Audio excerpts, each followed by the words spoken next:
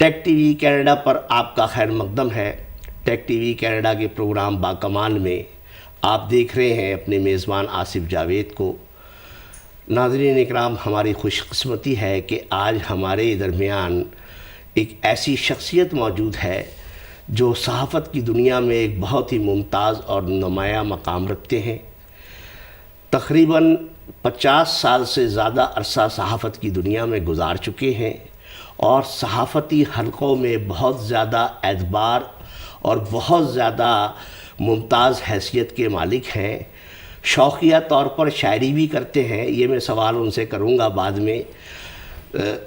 ہم آپ کا آج تعارف جناب محمود شام صاحب سے کرا رہے ہیں، جو کہ پاکستان سے کینیڈا کے دورے پر تشریف لائے ہوئے ہیں۔ محمود شام صاحب، ٹیک ٹی وی کینیڈا کے پروگرام باکمال میں آپ کا خیر مقدم کرتا ہوں۔ السلام علیکم۔ بہت شکریہ۔ وعلیکم السلام۔ کیسے ہیں یہ بتائیے؟ بالکل خیر سے وقت ہے۔ اچھا دیکھیے محمود شام صاحب، کہ ہم جب انٹرویو شروع کرتے ہیں تو میں رسمی سوال کرتا ہوں، مطلب جی پہلے تو، لیکن میں آج آپ سے اسٹارٹ میں ایک غیر رسمی سوال کروں گا۔ جی بالکل۔ کہ آپ کینیڈا کے دوروں پر اکثر تشریف لاتے رہتے ہیں، تو ہمیں بتائیے کہ آپ باقاعدہ امیگریشن لے چکے ہیں، کیونکہ اتنی آسانی سے ویزا تو ملتا نہیں۔ نہیں، ویسے اس دفعہ جو ہے جی ہم نے لینڈ کیا ہے میاں بیوی نے ایز امیگرینٹ۔ ارے ماشاء اللہ، ہمارے بیٹے نعیم محمود نے اسپانسر کیا۔ ماشاء اللہ ماشاء اللہ۔ ویسے کوئی ہمارا ارادہ نہیں تھا، کیونکہ وہاں اتنی مصروفیات ہیں جی جی کہ یہاں جو پابندی ہے 5 سال میں کتنے 3 سال جی جی کرنے کی، تو وہ پتہ نہیں کر سکیں گے کہ نہیں، کریں لیکن بہرحال اس سے پہلے ہم آتے رہے ہیں ایز وزٹر۔ اور 2 بیٹے یہاں ہیں، ایک اوٹوا میں جی ٹھیک۔ اور ایک یہاں، تو ان کی وجہ سے بچوں سے ملنے آپ نے کے تو لیے بڑی خوشخبری دے دی۔ اور آپ کی جو موجودگی ہے کینیڈا میں، جب بھی آپ کی موجودگی ہوگی تو ہم چاہیں گے کہ ہم آپ سے مستفیض ہوں اور آپ سے فائدہ اٹھائیں، کیونکہ آپ تو باقاعدہ ایک انسٹیٹیوشن کا درجہ رکھتے ہیں۔ تو اب میں آپ سے ایک ایسا سوال کروں گا جو رسمی ہے، اور میں تقریباً اپنے ہر مہمان سے کرتا ہوں، اور ابتدا میں ایک سوال ہوتا ہے، تو بجائے اس کے کہ میں آپ سے سوالات پوچھوں، میں چاہوں گا کہ آپ ہی اپنے بچپن کے بارے میں، اپنے حالات زندگی کے بارے میں، اپنی تعلیم کے بارے میں، اور پھر آپ کا کریئر جو ہے اس کے بارے میں آپ خود ہی بتا دیں۔ یہ جو بلکہ اس کو کہیں گے 75-76 سال کی داستان آپ کتنے منٹوں میں چاہ رہے ہیں؟ جتنا ٹائم آپ چاہیں لے لیں، کوئی مسئلہ نہیں۔ دیکھیے، پیدائش تو ہماری ہے راجپورہ، ریاست پٹیالہ، جی انڈیا کی، جی جی 1940 کی، اور بچپن 2 ملکوں میں بٹا ہوا ہے۔ اچھا۔ اور بہت ہی ایسے ملک جو آپس میں میرے خیال ان کی لڑنے کی جی زیادہ روایت ہے، جی جی محبت کرنے کی کم ہے۔ جی تو یہ ہے کہ وہاں ہم 5 سال کے ہوں گے، جب 5-7 سال کے، جب آپ پٹیالہ سے ہجرت کر کے پاکستان تشریف لائے، تو وہاں ہم نے بالآخر جھنگ میں پہنچے، پنجاب کے شہر جھنگ، جہاں ہیر رانجھا۔ میں آپ کو یہاں پہ قطع کلامی کروں گا، تو اس حساب سے تو آپ بھی مہاجر ٹھہرے، اور آج کل مہاجر جو ہیں وہ بڑی، یہ لفظ خود مہاجروں کے لیے جو ہے وہ گالی بنا دیا گیا ہے، کیونکہ ان کو راہ کا ایجنٹ بھی کہا جاتا ہے، اور ان کو مطلب ان کی تذلیل بھی کی جاتی ہے۔ تو اس بارے میں بھی آپ دیکھیں، ہجرت تو میرا خیال یہ جو وہاں سے انڈیا سے ہم نے پاکستان کی، آپ لوگ یہاں کینیڈا میں ہیں تو یہ بھی ہجرت ہی ہے۔ جی جی جی، لیکن ہماری ہجرت بڑی باوقار ہے۔ ہم نے جیسے ہی پیئرسن ایئرپورٹ پہ قدم رکھا، ہمیں پورے برابر شہری حقوق حاصل ہو گئے۔ کہ یہ ان ملکوں میں جہاں سب کو شہری حقوق حاصل ہیں، وہاں تو ظاہر ہے کہ یہ کوئی ایسی عجیب بات نہیں ہے، لیکن جن علاقوں میں آپ پہلے رہتے تھے، ہم رہتے ہیں، وہاں شہری حقوق حاصل کرنا بھی ایک جہاد ہے۔ چلیے پھر ہم ڈسٹریکٹ ہو جائیں گے، آپ اپنے حالات زندگی بتائیے۔ تو وہاں سے جھنگ میں ہم آ کر سیٹل ہوئے۔ جھنگ میں ہی پھر میں ایجوکیشن پوری جو ہے جنگ میں آپ نے پرائمری ایجوکیشن، اور تو آپ نے بڑے اچھے شہر میں ایجوکیشن حاصل کی، گریجویشن بھی ڈاکٹر وہیں سے، عبدالسلام بھی جنگ بالکل وہ اسی نوبل انعام یافتہ. بلکہ اسی اسکول میں پڑھا، MBI اسکول، اچھا جہاں اور ان کے لیے وہاں ایک پورا کمرہ ان کی یادگار کے طور پر بنایا ہوا ہے. جی ٹھیک ان کے چھوٹے بھائی میرے ساتھ گورنمنٹ کالج جھنگ میں تھے، ٹھیک عبدالوہاب. جی اور یہ ہمارا پیریڈ جو ہے پڑھائی کا بھی بہت ہی تاریخی ہے کہ میں نے جب میٹرک کیا جی اس وقت ملک میں پہلا ماشاء اللہ جب آپ نے میٹرک لگا، کیا جی ایوب خان جی کا ماشاء اللہ، جس میں ملے جلے جذبات تھے اس وقت. میرا خیال زیادہ اکثریت نے اس کا خیر مقدم کیا تھا. جی پھر جب ہم کالج میں پڑھ رہے تھے تو اس وقت ایک اسٹرگل شروع ہو گئی تھی جی کہ وہ ڈگری کورس ہم پہ جی 2 سال کے بجائے 3 سال کا کر دیا گیا. ٹھیک ہے تو اس کے خلاف ایک پورے ملک میں تحریک چلی، جی اور اچھا ہے کہ اس تحریک کے نتیجے میں وہ ڈگری کورس واپس 2 سال کا ہی ہو گیا کر دیا گیا. لیکن اس وقت سے ایک ایوب خان کے خلاف مزاحمت کی فضا پیدا ہو گئی. پیدا ہو گئی، وہ چل پڑے. جی تو وہاں سے گریجویشن کے بعد میں لاہور سے گورنمنٹ کالج لاہور، جو بر صغیر کی ایک بہت بڑی درسگاہ ہے، جی وہاں بڑی سے بہت ہی ممتاز اور بہت ہی مجھے ایک زندگی میں ایک قلق سا رہے گا کہ مجھ کو میں تو چونکہ کراچی میں پیدا ہوا، کراچی میں پلا بڑا، اور کراچی یونیورسٹی سے میں نے پڑھا جس پہ مجھے بہت فخر ہے. لیکن جب بعد میں کراچی کے حالات بہت زیادہ خراب ہو گئے اور میرے بچے جب بڑے ہونے لگے تو میں اپنے بچوں کو گورنمنٹ کالج لاہور بھیج کر پڑھانا چاہتا تھا. لیکن پھر بعد میں ہم نے ان کو او لیولز اور اے لیولز کی راہ پر ڈال دیا. لیکن میں گورنمنٹ کالج باقاعدہ میں وہاں جا کے وزٹ کیا تھا اور بڑا انسپائر ہوا تھا میں. یعنی بہت بڑی درسگاہ ہے. ہم نے جو وہاں تو میں MA فلسفی وہاں سے کیا، اور پھر یہ کہ ہمیں اپنی شاعری کی وجہ سے جی وہاں جو ہے گورنمنٹ کالج لاہور کا میگزین ہے راوی، جی اس کا میں اردو سیکشن کا ایڈیٹر بھی رہا. جی اور یہ 1964 میں 100 سال ہوئے تھے گورنمنٹ کالج کو سینٹینری.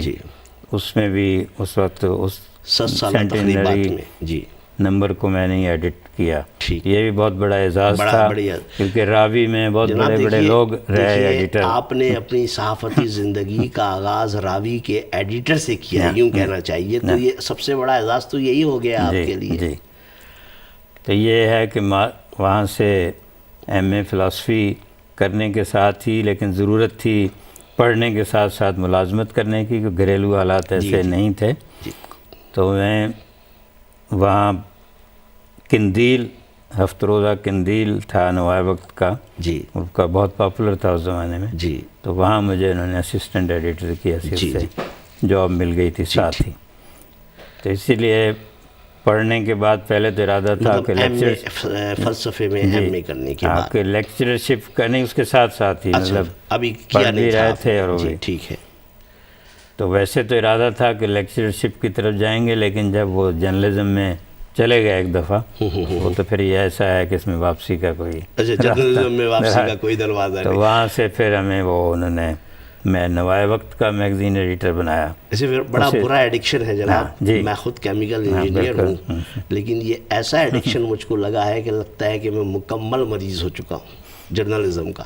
کیونکہ اس کا اپنا ایک چارم بھی ہیں، اپنی مشکلات بھی ہیں، لیکن مزہ آتا ہے. جی جی جی جی آگے کا ذرا سا بتائیے. ہاں تو یہ 65 کی جو جنگ ہے پاکستان اور انڈیا کی، جی وہ جب ہوئی تو اس وقت میں نوائے وقت میں تھا لاہور میں، اور لاہور ہی اس وقت مرکز تھا ساری لڑائی اور چیزوں کا.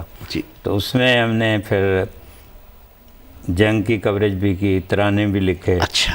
اور ہمارے بڑا اچھا وہ تھا کہ کیونکہ آپ خود شاعر، ریڈیو پاکستان نے، ٹی وی والوں نے، ریڈیو پاکستان، ٹی وی اس وقت صرف لاہور میں تھا. اچھا ٹھیک ہے. تو انہوں نے باہر ایک لیٹر باکس لگا دیا تھا کہ جو بھی آپ لکھیں اس میں ڈال دیں، تخلیقات اپنی ڈال سکتے ہیں. تو ہمارے 2 ترانے 3-4 لکھے تھے، لیکن 2 بہت مقبول ہوئے. ایک ایئر فورس کے بارے میں تھا، جی۔ اے ہوا کے راہیو ارے واہ، بادلوں کیا کے بات۔ ساتھیو جی جی پرفشاں مجاہد ہو۔ جی سلیم رضا نے گایا تھا، وہ بعد میں میرا خیال یہیں کینیڈا میں آ کے سیٹل ہوئے۔ جی اور دوسرا تھا نیوی کا، جی سمندروں کے پانیوں بہت تیز تر بہو، ماشاء اللہ۔ تمہارے سینے پر ہمارے نوجوان ہیں گرم رہو۔ تو صاحب تو وہ یہ بری افواج پر بھی لکھ دیتے ہیں؟ ہاں، وہ نہیں لکھا لیکن وہ اس کو اتنا مقبول اچھا، وہ نہیں ہوا، فوج بری افواج خود مقبول ہو گئی۔ جی جی، خود مقبول ہو گئی نہیں۔ تو وہ جو ہے ان 93 تو لیکن اس کے بعد جس طرح بتا رہا تھا کہ مشرق گروپ کا تھا اخبار خواتین، جی جنگ گروپ نے اخبار جہاں نکالا۔ جی نذیر ناجی صاحب وہ کافی جی، سینئر جرنلسٹ ہیں، جی جی ان کا تعلق بھی ہمارے جنگ سے ہی تھا۔ جی تو وہ اسسٹنٹ ایڈیٹر بنے تھے اخبار ٹھیک۔ جہاں کے، انہوں نے مجھے دعوت دی کہ بھی آپ تشریف یہاں لائیں۔ اچھے مواقع ہیں تو آئیں۔ تو ان کے کہنے پر ہم 1967 میں، جی یہ جنوری میں نکلا ہے، جی میں اخبار جہاں جنوری 67 میں، جی۔ تو میں فروری 67 میں آیا۔ ارے واہ صاحب، تو بس مطلب پھر بالکل ابتدا سے ہی سمجھے۔ ہاں، تو 67 سے آپ بس آ گئے تو پھر کراچی کے ہو کر ہی اچھا، رہ گئے۔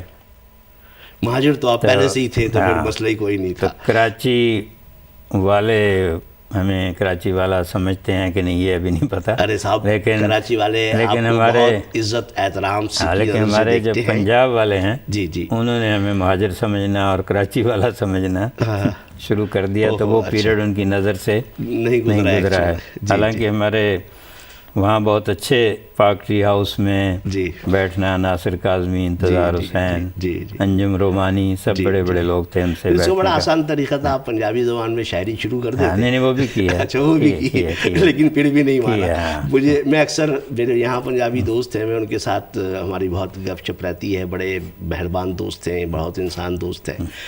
تو ایسی میں خود چونکہ میرے والدین نے ہجرت کی تھی اور ہم بھی مہاجر ہیں اور کراچی میں سیٹل ہوں، میں اکثر اپنے دوستوں سے مذاق کرتا ہوں کہ یار میں صدیقی کٹ کے چودھری لا دیتا ہے پر تسی پھر بھی نہیں مانتے ہو۔ خیر یہ ہیں، ان میں بڑی دلچسپ حقیقتیں بھی ہیں، حکایتیں بھی ہیں۔ جی جی جی، تو رہتا ہے، لیکن کراچی نے بہت کچھ دیا ہے ہمیں، کراچی نے عزت دی ہے، جی جی، شہرت دی ہے، اور بہت ہی غریب پرور شہر ہے کہ آپ ایک بش شرٹ پینٹ میں پورا سال گزار سکتے ہیں، موسم جی کبھی ایسا آپ کو تنگ نہیں کرتا کرے گا۔ اچھا، اب میں آپ سے نا بڑا بہت اہم سوال کرنے والا ہوں، چونکہ دیکھیے یہ سوال آپ پر ہی سچتا ہے۔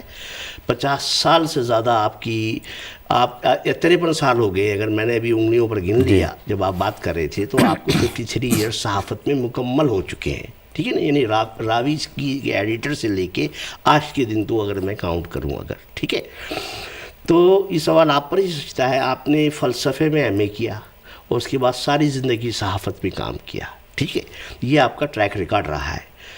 تو دیکھیے، میں نے آپ کا انٹرویو کرنے سے پہلے پاکستان کی کچھ یونیورسٹیوں کے نصاب کو، صحافت کی جرنلزم کے نصاب کو چیک کیا، تو مجھے ایک چیز بڑی شاکنگ لگی کہ کسی یونیورسٹی، کسی جگہ پہ صحافی کو ریشنل تھنکنگ اور کرٹیکل انالائسس نہیں پڑھایا جاتا، حالانکہ آپ نے فلسفے میں پڑھا ہوگا اس کو، جبکہ یہاں کی یونیورسٹیوں میں لبرل آرٹس میں یہ مضمون شامل ہوتا ہے اور یہاں کے جرنلزم میں وہ پری ریکویزٹ ہے، جو مغرب کی یونیورسٹیاں ہیں۔ تو اب جب ہمارے صحافی جو ہے وہ ریشنل تھنکنگ اور کرٹیکل انالائسس کے تصور سے بھی ناآشنا ہوں، اور جب ظاہر تصور بھی نہیں ہے تو صلاحیت سے محروم ہوں گے، تو جب اس محرومی کے بعد ہوتا کیا ہے، نتیجے کے طور پہ بڑی مضحکہ خیز قسم کی خبریں جو ہیں وہ میڈیا پر آتی ہیں۔ تو میں اس سلسلے میں آپ سے پوچھنا چاہتا ہوں کہ یہ صحافت کی بنیادی ضرورت پہ اتنا بڑا نیگلیجنس کیسے ہے؟ کہ جب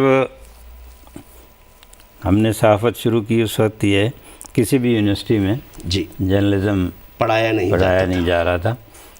تو یہ ہوتا ہے میرا خیال 1965-66 سے، اور پنجاب یونیورسٹی سے شروع ہوا۔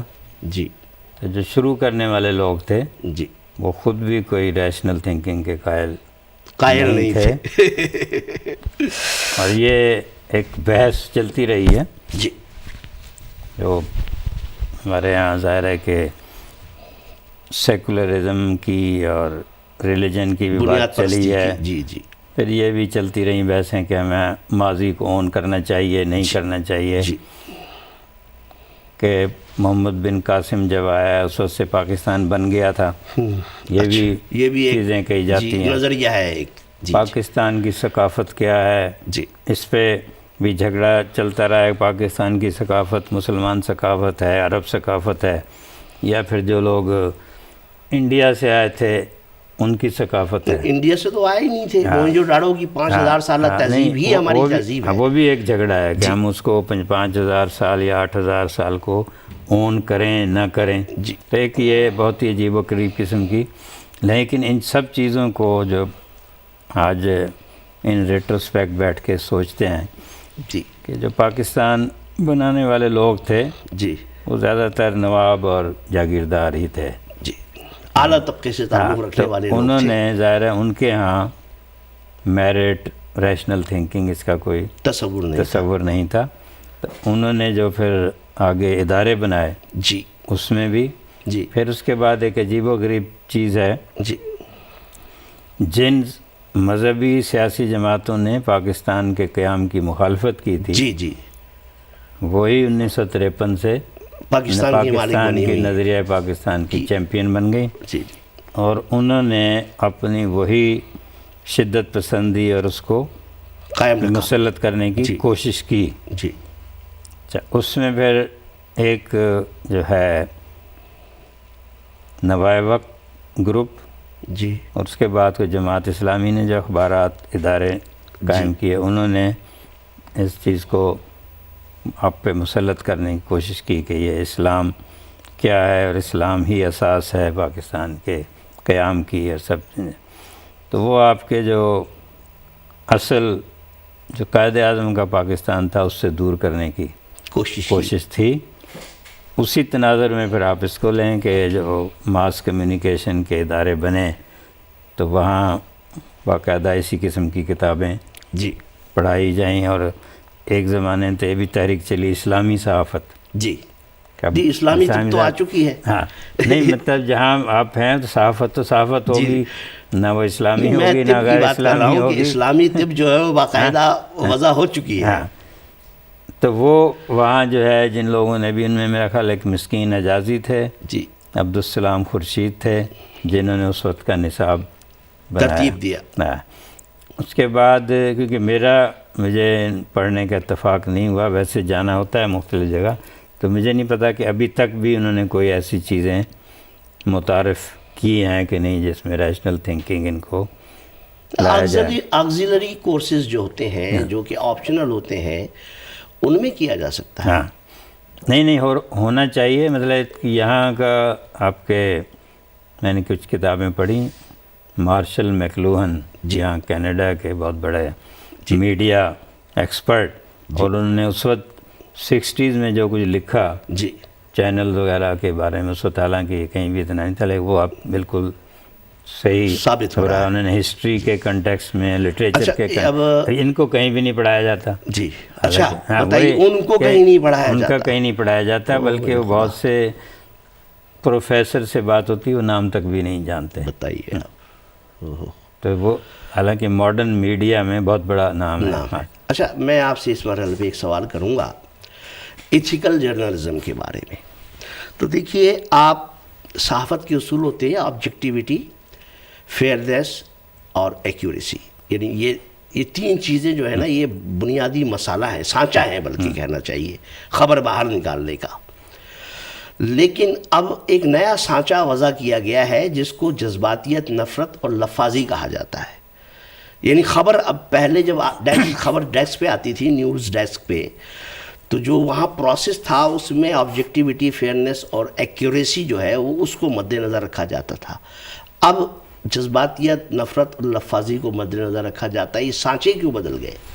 دیکھیے یہ عقل کوئی نیا سانچہ نہیں. اگر آپ 1940 اور اس عرصے میں دیکھیں 47-48 تک جب یہ پاکستان کی تحریک چل رہی ہے جی ہندوؤں کے جو اخبار تھے اردو کے، جی انگریزی کے، اردو کے، ادھر مسلمانوں کے، جی اس میں بالکل یہ لفاظی اور یہ چیزیں مطلب چلتی شروع سے تھیں، ہیں۔ اس وقت یہ چلتی تھیں چیزیں۔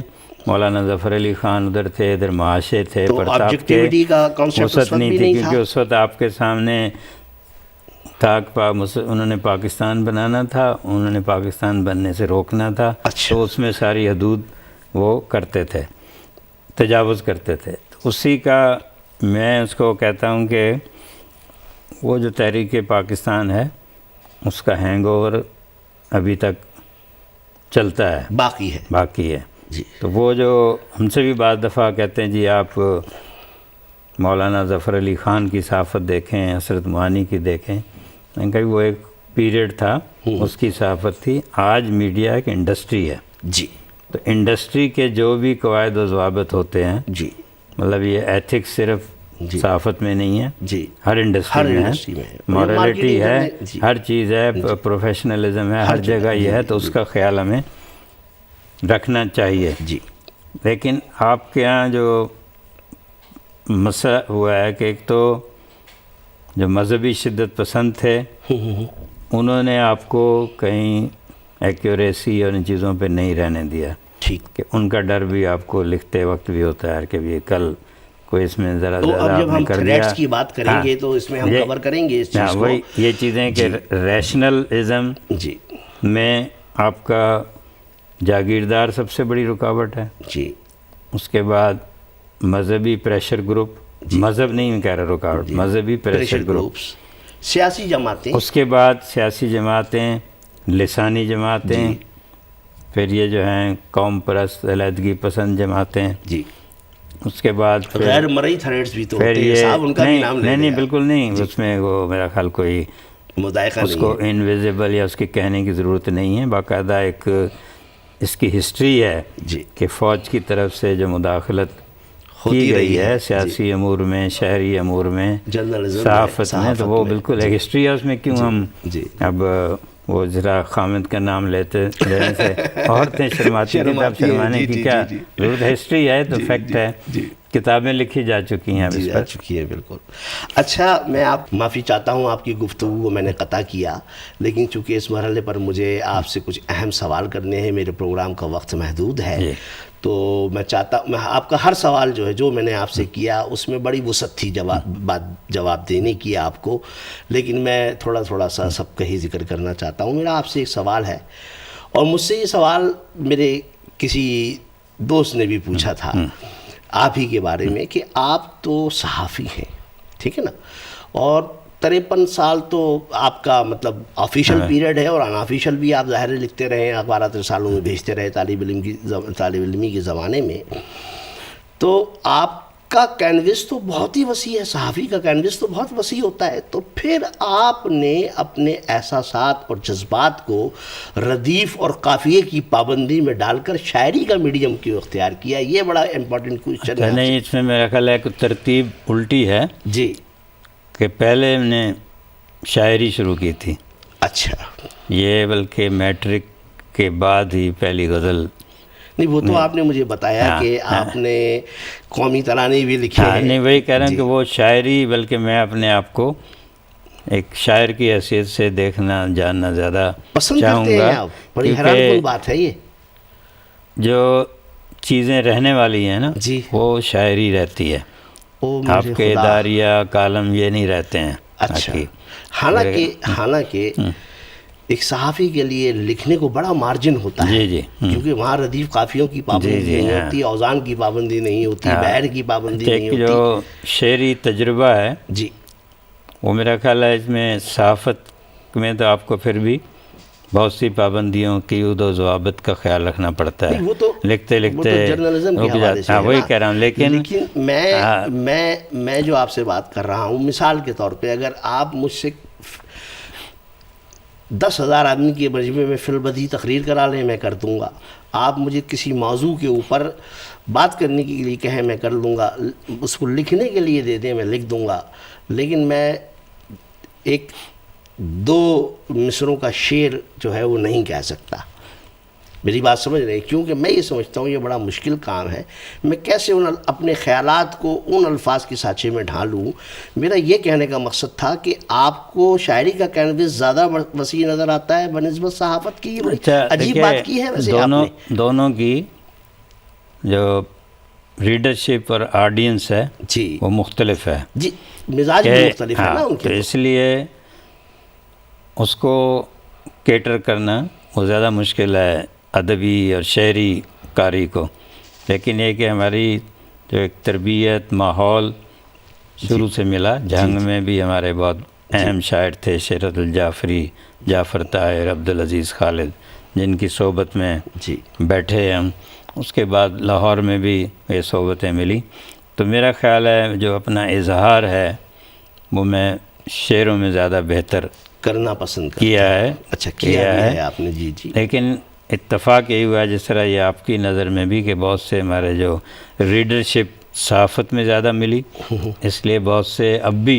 جی ریڈر ہمارے یہ نہیں سمجھتے کہ میں شاعر بھی ہوں، اچھا تو کبھی کبھی کہیں اگر وہ کسی مشاعرے میں سن لیتے ہیں تو وہ پھر حیران ہوتے ہیں، اچھا آپ شاعری بھی کرتے ہیں۔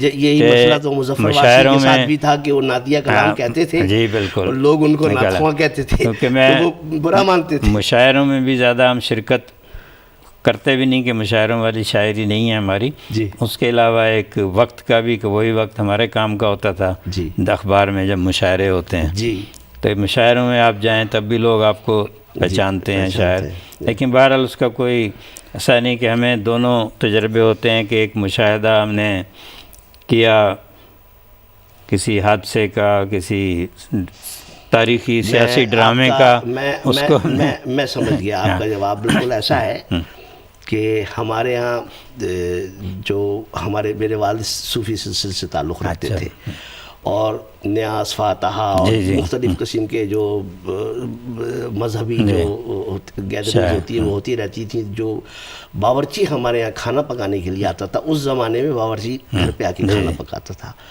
تو بڑے اچھے اچھے کھانے بناتا تھا، قورمہ، بریانی اور جو بھی اس کے لیے، لیکن وہ خود سادہ کھانا کھاتا تھا۔ ہماری اماں سے کہتا تھا کہ کڑی چاول پکا دینا مجھے، تو میری والدہ بڑا ناراض ہوتی تھی، اتنے مہمان لوگ آئے ہوئے ہوتے تھے، کہتی تھی یہ کڑی چاول کی بات کرتا ہے۔ تو وہی بات سمجھ میں آ گئی کہ وہ اب آپ بہت اچھے صحافی ہیں، لیکن آپ کی ذاتی پسند جو ہے وہ بالکل جی۔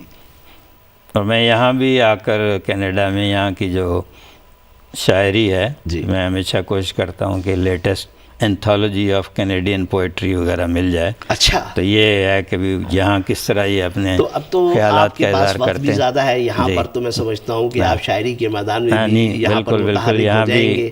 کافی اس حساب سے تو ہم اپنے شعراء کو نوید دے دیتے ہیں کہ جناب محمود شاہ صاحب جو ہے وہ میدان میں آگے ہیں، تو بڑی آپ کو مبارکباد دیتا ہوں۔ مجھے بڑا اچھا لگا یہ بات آپ کی سن کے، کیونکہ آپ صحافی ہیں، آپ کو پتہ ہے میں جو چاہے لکھ دوں گا، لیکن آپ اپنے اظہار کے لیے، جو اپنا دل کا اظہار ہے اس کے لیے آپ شاعری کا میڈیم استعمال کرتے ہیں۔ آپ کے اندر کا آدمی جو ہے نا جی جی وہ لکھتا ہے شعر۔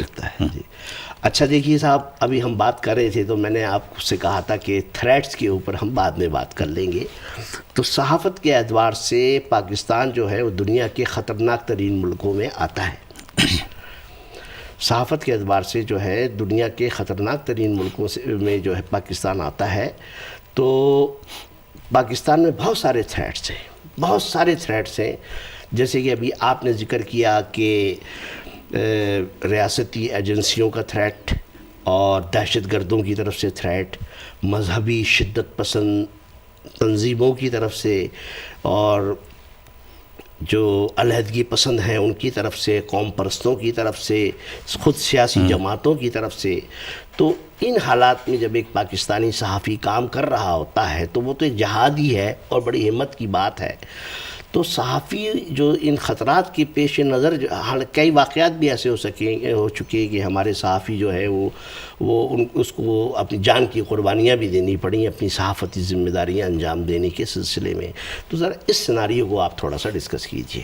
ایک دو جب آپ جس کو ہم تیسری دنیا کہتے ہیں، چاہے وہ پاکستان ہو، انڈیا ہو، بنگلہ دیش، جی، اور اس سے آگے کمبوڈیا وغیرہ، تو وہاں آپ کو ان چیزوں کے لیے جی تیار رہنا چاہیے کہ حکومتوں کی طرف سے بھی آپ پہ جبر ہوگا، جی حوالات میں بھی جانا پڑے گا، جیل میں بھی، جی اور پھر جو آپ کے آس پاس لوگ ہیں، جی مختلف قبائل ہیں، مختلف جو لسانی معاشرت کمیونٹی ہے ہیں، چاروں طرف، کہ ان سب کے اپنے اپنے تعصبات ہیں، جی ٹھیک ہے، اپنی شدتیں ہیں، جی تو اس میں آپ کو اپنی بات کہنی ہے۔ جی اچھا، ایک تو مطلب یہ ایک بات طے ہو گئی کہ جی، بھئی ماحول یہی ہے، ہاں، اس کسی ماحول میں کہنا ہے جو کہنی بھی یہ کہنا ہے۔ کوئی آپ امریکہ یا آپ کو کینیڈا کوئی امیونٹی نہیں مل یہاں سکتی۔ نہیں بیٹھے۔ اچھا، امریکہ کینیڈا وغیرہ بھی ان سب چیزوں سے گزرے ہیں، ایسا نہیں ہے۔ اچھا ٹھیک، یہاں بھی ویسٹرن وار امریکہ جی میں جی چلتی رہی، لوگ مارے بھی گئے تھے، تو آپ ان سے گزر رہے ہیں، اور دوسرے کے جذبات کا، خیالات کا احترام بھی کریں، جی ٹھیک ہے، اور اچھی طرح اگر آپ ریسرچ کر کے، اسٹڈی کر کے بات کریں گے اور ایک دلیل کے ساتھ بات کریں گے، تو دوسرا اتنا زیادہ مشتعل بھی نہیں ہوگا۔ جی ٹھیک ہے، ہمارے ہاں جو ایک رہا ہے جی لکھنے والوں کا، سیاسی لوگوں کا، کہ ایک وہ شتر بے مہار کی طرح جی بولا اپنے لیڈر کو آپ نے خوش کرنا ہے، یا اپنے ایڈیٹر کو، جی مالک کو، جی تو اس میں آپ حد سے تجاوز کرتے کر جاتے ہیں، ہیں۔ اچھا، اسی طرح کچھ لوگ کسی ایک گروپ کے تنخواہ دار ہو جاتے ہیں، جی ٹھیک ہے، کچھ دوسرے کے ہو جاتے ہیں، مطلب تو اس پے میں رول پہ آ جاتے ہیں، جی، لفافوں پر آ جاتے ہیں، یوں بالکل۔ کہنا چاہیے۔ تو جو زیادہ لوگ ہمارے شکار ہوئے ہیں، جی ہم نے اس میں مارے بھی گئے ہیں، جی تو اس میں جو ہم نے دیکھا ہے کہ زیادہ تر ہوتا ہے کہ آپ کراس فائر میں مارے جاتے ہیں۔ اچھا، اگر آپ ایک اپنے راستے پہ چل رہے ہیں، جی کام کر رہے ہیں اعتدال پسندی سے، اور سب چیزیں بتا بھی رہے ہیں، کسی کو مشتعل نہیں کر رہا ہے، پرووک نہیں کر رہا ہے، کہیں تو نہ آپ کہیں تو اشتعال پیدا ہونا ہی نہیں، ہوگا۔ میں فرض کیونکہ کیجئے کہ جی بہت سے لوگ تھے جی جو ایک طرف اپنے ایجنسیوں سے بھی رابطہ رکھا ہوا ہے، جی ٹھیک ہے، ان کی بھی باتیں آپ کر رہے ہیں جیسا چاہتے ہیں، لکھ رہے ہیں، دوسری طرف آپ جہادی تنظیموں سے بھی رابطے میں ہیں، مطلب اور اس کو آپ ڈبل سمجھتے ہیں ایجنٹ بنے ہوئے کہ ہیں۔ اس میں پھر کسی نہ کسی کو کسی وقت جی جی ہو جائے گا، جی کر رہے گا۔ اس طرح ڈینیل پرل والا جو واقعہ ہے، جی اس میں بھی یہی ہوا کہ وہ بہت زیادہ اندر ان میں جی تنظیموں میں چلے گئے، ان کو اندازہ کرنا چاہیے تھا کہ بھی یہ کیا کیا سلسلہ اس طرح سے۔ تو لیکن جو دوسرا ہے کہ جو ویسے ہی ایک آزادی تحریر و تقریر پر ہوتا ہے، کہ پہلے ہمارے ہاں جی پاکستان بننے سے جی جو سلسلہ شروع ہوا ہے کہ پریس اینڈ پبلیکیشنز آرڈیننس تھا ایک جی بہت سخت، جی اس پہ بہت سے اخبارات، رسائل بند ہوئے، جی اور لوگوں کو گرفتار بھی کیا گیا۔ یہ ایک سلسلہ چلتا ہے، اس کے بعد فوجی حکومتیں آ جاتی ہیں، ان کے مارشل لا کے ضابطے، اور ان پہ ہوتا ہے، وہ آپ کے ادارے بھی بند کر دیتے ہیں، آپ کو بھی کرتے ہیں۔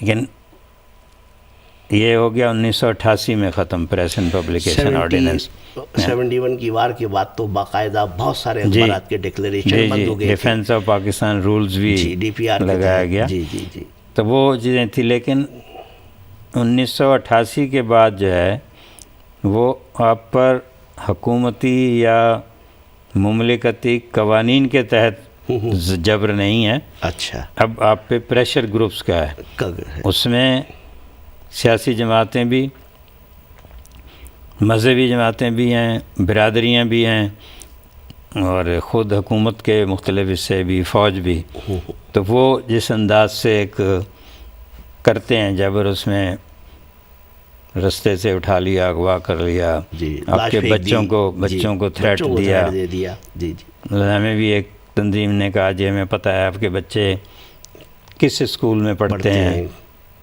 یا آپ ہمیں پتہ ہے کہاں نماز پڑھنے جاتے ہیں، اس طرح کی وہ چیزیں ہوتی ہیں۔ لیکن ان سے آپ نیگوشیٹ کریں، ٹھیک بات کریں۔ جنگ کے زمانے میں کئی دفعہ ہوا روزنامہ جنگ میں جی کہ بڑے بڑے جلوس آ جاتے تھے باہر دھرنا دے کے بیٹھ جاتے تھے، تو ان سے پھر باقاعدہ بات چیت کرنا پڑتی تھی، اور کچھ ان کو سمجھانا پڑتا تھا، کچھ خود سمجھنا پڑتا۔ کئی دفعہ دھرنا دینے والوں میں ہم بھی شامل ہیں۔ نہیں یہ تو ہے کہ یہ میرے اسٹوڈنٹ زمانے کی بات ہے. اس میں دونوں سب جماعتوں نے کیا. جی مثلاً جنگ کے نیوز روم پر ایم کیو ایم نے بھی قبضہ کیا. میں ایم کیو ایم کی بات نہیں کر رہا ہوں، اپنی بات کر رہا ہوں، میں اسٹوڈنٹ بھی رہا ہوں. پیپلز پارٹی نے بھی قبضہ کیا. جی تو ایک یہ ٹرینڈ ہے. جی اچھا اب وہی ٹرینڈ دوسری طرح ہے جی کہ اب اپنی بات کروانے منوانے کے لیے دوسرے طریقے اختیار کیے جا رہے ڈالتے ہیں یہ. اور اچھا پھر یہ ہمارے معاشرے کا چلن ہے ایکچولی. جب پھر بعض لوگوں نے اس کو ویسے بھی کیا کہ کوئی تھریٹ نہیں تھا، کچھ نہیں تھا، لیکن اپنے نام دینے کے لیے یا سیاسی پناہ کے لیے انہوں نے کیا استعمال، اور کوئی ایسی خبریں لگوائیں، یہ کیا، یہ بھی. اچھا ایسا بھی ہوا ہے. ہاں. اچھا آپ سمجھے کہ ہم ایک قوم بننے کے مرحلے سے گزر رہے ہیں. ابھی اس میں جو بھی پرابلم جو بھی آئیں گی وہ آئیں گی. پھر آپ کا جو خاص طور پر پاکستان اس وقت جس علاقے میں ہے، چاہے وہ سندھ ہو، پنجاب، بلوچستان، یہ سارے ہی بڑے بڑے جاگیرداری قبائلی ان کا پس منظر ہے پورا. اگر آپ دیکھیں گے تو وہاں کی روایات بھی وہی ہیں، قبائلی روایات. سب سے زیادہ مشکل سمجھتے ہیں کہ جو لوگ اضلاع میں کام کرتے ہیں نامہ نگار، ان کے لیے مشکلات ہیں سب سے زیادہ. نظر کے سامنے بھی ہوتی ہیں، چھوٹی جگہ ہوتی ہے. اور وہاں کے جو زمیندار ہیں یا خان ہیں وہ بااثر بھی ہیں، پولیس بھی ان کے ساتھ ہے، باقی بھی. ابھی جتنی 9/11 کے بعد جو شہادتیں ہوئی ہیں وہ زیادہ تر فاٹا میں ہوئی ہیں. اچھا فاٹا میں دونوں ہی ہیں، ایجنسیاں بھی ہیں اور ہمارے جہادی تنظیمیں بھی ہیں جو کرتے ہیں. تو وہ ان کے لیے آپ یہ دیکھیں کہ جو ذمہ داری ہے، ہم ان کی شہادت پر اور آزادی صحافت نہ ہونے پر بہت شور تو مچاتے ہیں، لیکن جن اداروں نے ان کو انگیج کیا ہے اور جن کو بیچارے وہ خبریں دیتے ہیں، انہوں نے ان کے لیے کیا کیا ہے؟ ان کی طرف سے کوئی پروڈکشن نہیں ہے ان کو. اور جو ایکوپمنٹ چاہیے وہ بھی نہیں دیتے، بلٹ پروف جیکٹس ہیں وہ نہیں دیتے، ان سے کیمرے چھین لیے جاتے ہیں. اور اچھا انہیں جو پیسے بھی اتنے نہیں دیے جاتے. تو یہ چیزیں بھی سامنے رکھنی چاہیے کہ اداروں کی ذمہ داری ہے جن سے وہ. یہ آپ نے بہت شاندار پوائنٹ جو ہے وہ ہمارے چینل کے ذریعے یہ اگر جو ہمارے میڈیا ہاؤسز کے مالکان اگر دیکھ رہے ہوں تو یہ بہت اہم جو آپ نے نقطے کی طرف اشارہ دلایا ہے. میں نے وہاں بھی یہ بات کی کہ بھئی یہ آپ آزادی صحافت اور حکومت کو یہ کرنا چاہیے، یونائٹڈ نیشن کو یہ کرنا چاہیے، وہ اپنی جگہ ہے سب، لیکن تمہیں خود کیا کرنا چاہیے بحیثیت. جب برطانیہ، امریکہ، ان کے جو اخبارات ہیں، یہ چینلز ہیں، وہ اپنے لوگوں کی کتنی حفاظت کرتے ہیں. ان کی انشورنس بھی ہوتی ہے، ان کو ایکوپمنٹ بھی دیا جاتا ہے پورا، ان کے لیے ساری چیزیں بھی. وہاں تو بیچارہ اپنے طور پہ کرتا ہے. اچھا اس کی کچھ دیر خبریں اپنے چھپتی ہیں، اس کے بعد سارا اس کا خاندان بھگتتا ہے. کیا ہے؟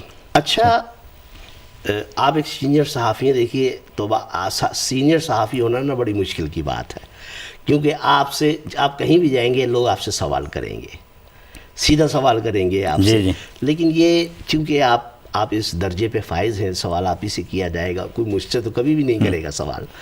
میں تو طفل مکتب ہوں. تو یہ جو بریکنگ نیوز اور نمبر 1 بننے کے چکر میں صحافتی اصولوں کی پامالی کی جاتی ہے، ٹھیک ہے، تو اس پر سینئر صحافی جو ہوتے ہیں، جو وہ موجود ہوتے ہیں، ایک میڈیا ہاؤس ہے وہاں پر یہ سب کچھ ہو رہا ہے، تو وہاں پہ سینئر صحافی بھی ہوں گے، تو وہ از خود کیوں نہیں اس کو کریکٹ کرتے، اس پہ مطلب اس پہ خود آگے. یہ جو میں کئی جگہ بات کر چکا ہوں یہاں کے انٹرویوز میں بھی، پاکستان میں بھی، یہ جو چینلز کا سلسلہ شروع ہوا ہے، پہلی بات تو یہ ہے کہ اتنے تربیت یافتہ، تعلیم یافتہ لوگ موجود نہیں تھے، ٹھیک ہے، جو چینلز کو چاہیے تھے نیوز روم میں بھی اور ٹیکنیکل سائٹ پہ بھی. اور وہ ان کے لیے کوئی جو کوشش کرنی چاہیے تھی کہ اس انڈسٹری کو چلانے سے پہلے وہ کرتے. تربیت نہیں تھی. میں مین بات سمجھتا ہوں تربیت اخلاق اس کے بعد آتا ہے کہ اس کو تربیت نہیں تھی. پھر پروفیشنلزم نہیں تھا کہ وہاں چینل میں کون ذمہ دار ہے ٹھیک ہے، کہ اس خبر جانی چاہیے کچھ نہیں آنے جانی جا رہا ہے اس کا چاہیے. ذمہ دار کون ہاں، ہے؟ جو پہلے ٹی وی میں ریڈیو میں جی. رہا بہت عرصہ. تو یہاں مالک جو ہیں دیکھیے نا اخبارات میں نیوز ڈیسک جی سے کوئی بالکل خبر سب ایڈیٹر کے بغیر نہیں نیوز جاتی. ایڈیٹر چینل کے در ساتھ چینل، جاتی جی. تھی. ایک پورا جی. سسٹم تھا جی جو صدیوں میں ڈیولپ ہوا ہے. جی یہاں اب ہوا یہ ہے کہ ایک دو گروپس کے علاوہ جی کسی کا بھی میڈیا کا بیک گراؤنڈ نہیں ہے. جتنے بھی چینلز آ رہے ہیں، جی کوئی سونا بیچتا ہوا آ گیا ہے، جی کوئی گھی بیچتا ہوا آ گیا آ ہے، گیا کوئی ہے. تعلیم بیچتا ہوا آ گیا ہے. جی جی اب ان کا تو اپنا نہیں ہے کوئی، جی جی جی لیکن ان کے ڈائریکٹ تعلقات ان کے ہی ہیں جی جی. وزیروں سے بھی اور جنرلوں سے بھی. اور اس میں جو ڈائریکٹر نیوز جس کو آپ نے ذمہ دار بنایا ہوا ہے، جی اس کی بات سنی نہیں جاتی. سنی نہیں جاتی. او ہو بے تو اثر ہے وہ. اصل یہ ہے کہ وہ اب بریکنگ نیوز اگر رپورٹر ہے جی اور رپورٹر کے تعلقات زیادہ ہیں منسٹر سے یا کسی سے، وہ رپورٹر ڈائریکٹ مالک کو کرتا ہے جی یہ بہت اہم خبر ہے اور یہ لے نہیں رہے وہ، ٹھیک ہے. تو وہ کہہ دیتا ہے لو جی اس کو چلا دیں. وہ اگلے دن تو بیچارے کی سینئر ایڈیٹر کی نوکری خطرے میں ہاں. پڑی ہوتی ہے. تو یہ چیزیں ہیں کہ وہاں سینئرٹی کی یا کوئی ایسا ایک ہونا چاہیے کہ بھی یہ بڑا آپ نے اچھے دیکھیے نا. اب ہمیں اب تک ان باتوں کا معلوم نہیں تھا ایکچولی. ایک بڑا ہلکا سا خاکہ تھا کہ ایسا ہو سکتا ہے، لیکن یہ بات آپ نے مطلب کلیئر کر دی. اور یہ چینل مالکان کو بھی سمجھنی چاہیے، ناظرین اکرام کو بھی سمجھنی چاہیے کہ ایڈیٹر کی کوئی حیثیت نہیں ہے، سینئر ایڈیٹر کی خاص طور پہ خبر کو آن ایئر جانے کنٹرول کرنے کے لیے. کیونکہ اب صحافت جو ہے وہ ایسے ہاتھوں میں آ گئی ہے. آپ نے خود بتایا کہ سونا بیچنے والے، گھی بیچنے والے چینل کے مالکان بن کے بیٹھے. اچھا، آپ سے ہم جو ایک سوال ہے جو میڈیا کی ذمہ داریوں میں آتا ہے ایکچولی، وہ میں آپ سے کرنا چاہتا ہوں کہ عوام کا مزاج بنانے میں میڈیا کا بڑا کردار ہوتا ہے. ٹھیک ہے نا. جو ہم ٹی وی پر دیکھ رہے ہوتے ہیں، ہم سمجھتے ہیں کہ بھئی یہی معاشرے کا چلن ہے، بس ایک ان انٹینشنلی میڈیا عوام کا مزاج بنا رہا ہوتا ہے. اس سے آپ انکار نہیں کر سکتے. تو ایک چیز ہم نوٹ کرتے ہیں میڈیا کے توسط سے کہ ہم اسٹیٹ آف ڈینائل میں ہیں. یعنی ہم ہر چیز انکار کرتے ہیں. کہیں کوئی واقعہ ہو جائے، امریکہ میں جیسے ابھی واقعہ ہوا تھا، ایک مسلمان نے 53 آدمی 50 مار دیے، 53 زخمی ہو گئے. یہ سوشل میڈیا پہ جب میں نے اس کو بریک کیا، جب مجھے آئی، میں نے تو بریک تو نہیں کیا، مجھے کہیں سے ترسیل ہوئی، میں نے آگے بڑھا دیا. جو شروع کے کمنٹس آئے تو اس میں انہوں نے یہی کہ کسی مسلمان کا کام نہیں ہوگا. تو یہ جو اسٹیٹ آف ڈینائل ہے نا، کہ یہ انڈیا کروا رہا ہے، اسرائیل کروا رہا ہے، مسلمانوں کے خلاف کوئی لابی کام کر رہی ہے، اس کے بارے میں ذرا سا آپ سے پوچھنا ہے چاہتا ہوں میں کہ جو چینلز ہیں ہمارا جو کلچر رہا ہے نا ایک سیاسی، جی جلسے جلوسوں میں بھی ہم دیکھتے تھے جی کہ جو سب سے زیادہ لفاظی جی کرتا تھا، جی جی جی مبالغہ آرائی، جی جی جو زیادہ مبالغہ تو وہ اس پہ تالیاں بجتی تھیں. جی سنجیدہ تقریریں جی نہیں پسند کی جاتی تھی. ٹھیک. تو میں کہتا ہوں یہ جو چینلز آئے ہیں یہ اسی کی ایک ایکسٹینشن ہے اچھا. کہ یہاں بھی جو اینکر پرسن سنجیدہ بات کرے گا یا ایکسپرٹ، اس کو وہ فارغ کر دیتے ہیں. اچھا. کہ وہی ہونا چاہیے جو چیخ رہا ہو، کر رہا ہو. اس کا تو مطلب جو مارکیٹ کی ڈیمانڈ ہے اس کی خبر اس کے مطابق جائے گی، اب بجائے اصولوں کے. اب وہ ایک بہت بڑا طبقہ ہے جو ہم نے پیدا کیا، جی کہ وہ جو ہر چیز میں امریکہ کا ہاتھ جی کرتا ہے. ہم لوگوں نے لکھ لکھ کر تقریریں کر کے کیا ہے. تو اب وہ بیچارہ یہی سمجھتا ہے جی کہ دو مرحلے ہونے چاہیے کہ پہلے تو آپ جو فیکٹ ہے، جو واقعہ ہوا ہے، اس کی تفصیلات جان لیں، دیکھ لیں، اس کو تو آپ ایز اٹ از لے لیں. اس کے بعد اپنا اوپینین جو بھی دینا ہے وہ آپ دیں. لیکن ہمارے یہاں تو یہ بنا دیا گیا کہ ہر چیز میں امریکہ کا ہاتھ ہے، یا ہر چیز میں ISI کا ہاتھ ہے، ہر چیز میں انڈیا کا ہاتھ ہے، اسرائیل کا. اچھا یہ ایک آسان کام ہے، جی یہ کہہ کے آپ فارغ ہو جاتے ہیں، بری ذمہ ہو جاتے ہیں. جی کیونکہ ہر ایکشن کے بعد ہر آدمی کو کچھ نہ کچھ کرنا چاہیے.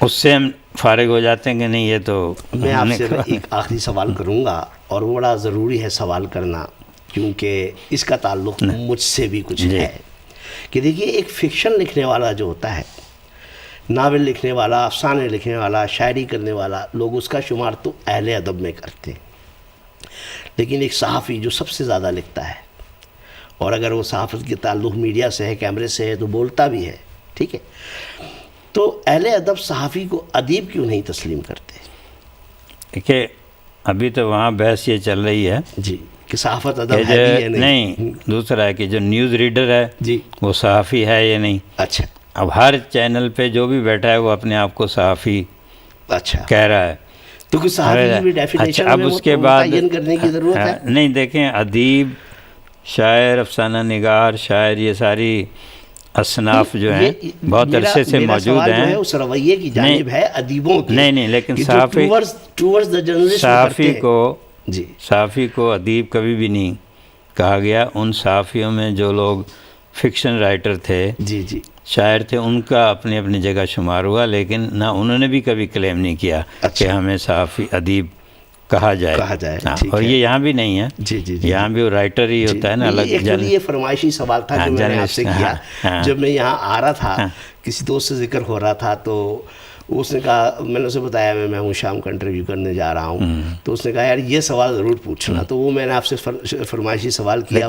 آپ کا صحافی جو ہے وہ روزانہ پتہ نہیں کتنے ہزار الفاظ ضائع کرتے ہیں۔ اچھا، ادیب شاعر کے الفاظ آپ دیکھیں آج قبل از مسیح کے بھی جو ہیں وہ آپ کے پاس ادیب ان کے ہی ہیں۔ دو مصرے جو ہیں وہ جی بس یہ سمجھ لیں کہ وہ پورے 16 صفحہ اخبار کے 16 صفحات پر بھاری ہیں۔ آپ کا بہت بہت شکریہ، آپ ہماری دعوت پر تشریف لائے اور ہم آپ کے انتہائی ممنون ہیں، اور کوشش کریں گے جب بھی آپ کا یہاں قیام ہو اور جب آپ موجود ہوں تو آپ اس سے فائدہ اٹھائیں۔ ناظرین کرام، ہمارے ساتھ رہنے کا بہت بہت شکریہ۔ خدا حافظ۔ Number 1 multicultural channel. This is TAG TV.